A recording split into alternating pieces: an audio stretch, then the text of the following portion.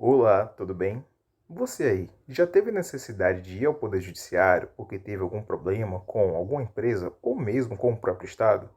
Imagine então que você estava precisando de um novo notebook para trabalhar e se depara com a propaganda muito chamativa de um aparelho com as melhores condições de preço e de funcionalidade. Você não poderia deixar essa oportunidade passar, não é mesmo? Então, você adquire um produto com grandes expectativas sobre o seu desempenho, já que o seu trabalho não iria esperar e você precisava dar conta daquelas demandas. Porém, pouco tempo após iniciar o seu uso, você constata um defeito no notebook. Ele simplesmente não liga mais. Para piorar sua situação, a empresa que forneceu o produto se demonstra reticente para resolver o seu problema, com chamadas longas e que não levam a lugar nenhum, apenas dificultando seu atendimento e, o pior de tudo, sem oferecer uma via de fato para resolver o defeito. Que problemão, não é mesmo? Você aí, sabe qual poder acionar diante dessa situação? Bem, a resposta correta é o Poder Judiciário. Quando a gente tem alguma demanda, algum problema que não conseguimos resolver sozinhos ou administrativamente, é a ele que devemos recorrer. Esse problema deve estar ligado à garantia de direitos individuais, coletivos ou sociais, pois o judiciário age exatamente na tutela dos nossos direitos, ou seja, como um verdadeiro guardião dos direitos e deveres trazidos na nossa Constituição Federal. Mas de que forma será que ele faz isso? Você aí, sabe como se estrutura o Poder Judiciário brasileiro? Então, é através de uma complexa organização que o Poder Judiciário se subdivide para dar conta das diversas demandas da nossa sociedade, por tutela de direitos e deveres, principalmente através de critérios como competência, território e outros. O órgão superior dessa estrutura de poder é o chamado Supremo Tribunal Federal, mais conhecido pela sua sigla, STF. Este órgão é responsável pela guarda da nossa Constituição e é a última instância de poder da justiça brasileira. Ou seja, certamente você não começará por ela o seu processo. Na verdade, você ingressa no judiciário através das primeiras instâncias, responsáveis pelo primeiro contato e julgamento do seu processo. E aí, diante de uma possível insatisfação com o resultado proferido por essa instância, é que você pode, representado por um advogado, um defensor ou um promotor de justiça, acionar as instâncias seguintes. E na sede da organização do Poder Judiciário, ele ainda se subdivide em Justiça Comum e Justiça Especial. Esta segunda, responsável por questões trabalhistas, eleitorais e militares.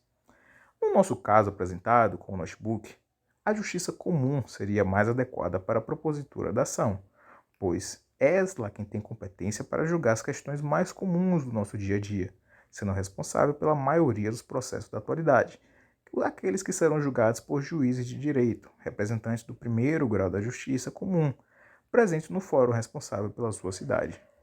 Ufa, ainda estão aí?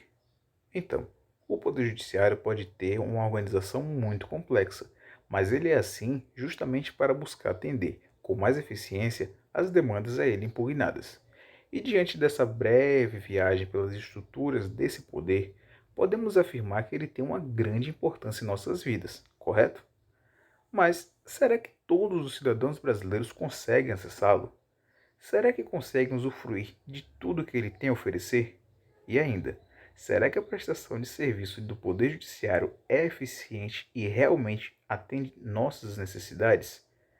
Norteados por essas e outras perguntas, que nós, estudantes de Direito da Universidade Estadual de Feira de Santana, decidimos investigar o acesso ao Judiciário pela população. E para isso, utilizamos como amostra o bairro Feira 6, em Feira de Santana, e entrevistamos alguns de seus moradores para que possamos compreender quais são as suas visões acerca do acesso à justiça e demais perspectivas. Ainda mais, nós utilizamos um questionário impresso e anônimo para coletar as opiniões de cada entrevistado. E esse foi o resultado obtido por nós.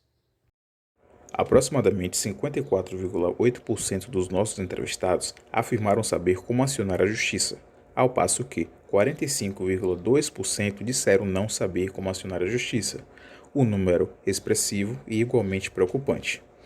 Quanto à lesão de direitos, cerca de 58,1% dos nossos entrevistados afirmaram que já tiveram seus direitos lesados.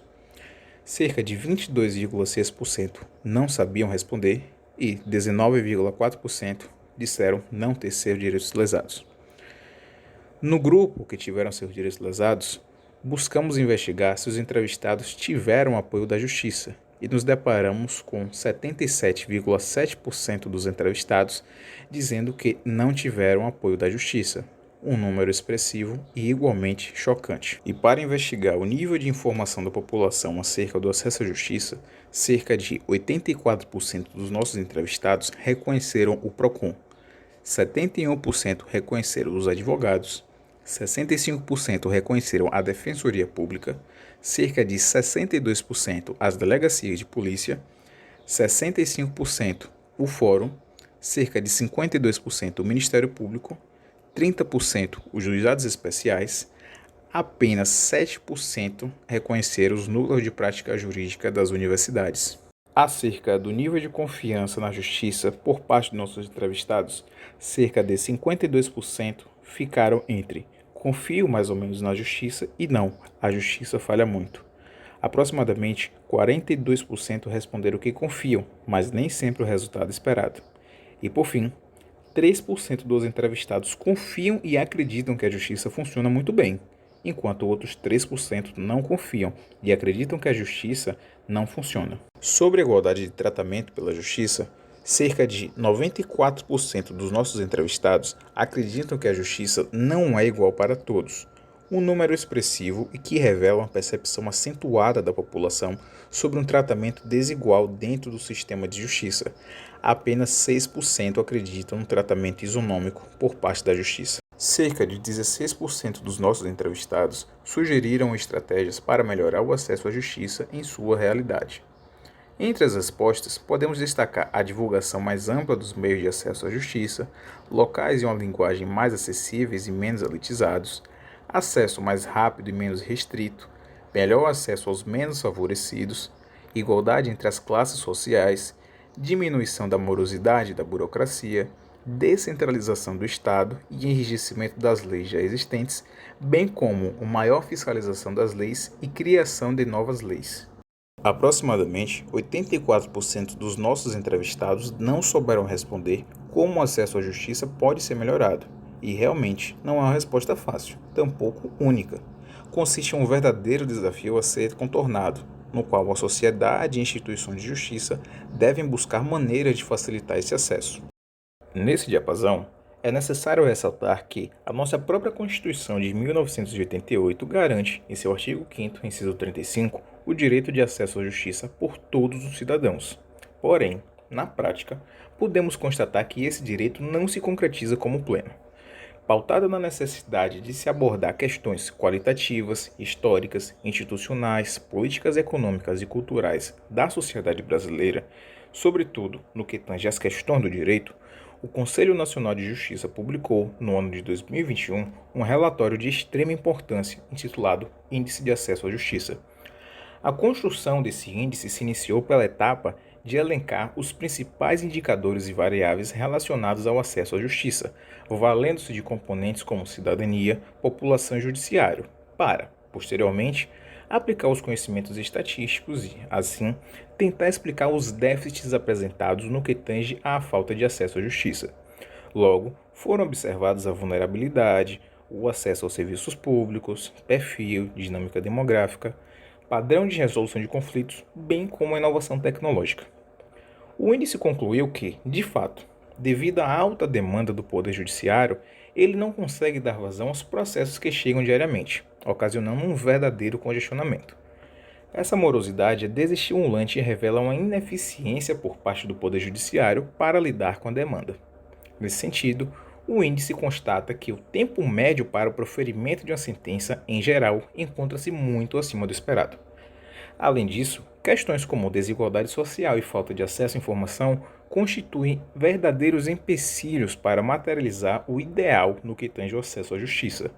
De outra forma, algumas iniciativas apresentam-se no sentido de contornar essas lacunas, como o projeto de extensão da Universidade Estadual de Feira de Santana, intitulado Mediação Popular e Orientação de Direitos. Sob coordenação das docentes Vanessa Mascarenhas e Liliane Lopes, O grupo produz conteúdo digital para informar a população e também acompanha presencialmente a Associação de Moradores do bairro Irmanduce, situada em Feira de Santana. Ainda nessa linha, a Universidade Estadual também oferece o SAGE, o Serviço de Assistência Jurídica, que é prestado de forma gratuita, atendendo ao público carente de Feira de Santana e região. O SAGE compõe a grade curricular das disciplinas obrigatórias e práticas do curso de Direito da instituição e funciona de segunda a sexta, das 8 às 18 horas, na rua Humberto de Campos, número 135, no bairro Queimadinha. E aí, conseguiu esclarecer suas dúvidas sobre o Poder Judiciário e o acesso à Justiça? Você já se informou sobre os serviços prestados pelos cursos de Direito das universidades da sua cidade? E vem cá, você se identificou com os moradores do bairro Feira 6? Conte-nos nos comentários como você percebe na sua realidade este acesso. Um forte abraço e até a próxima.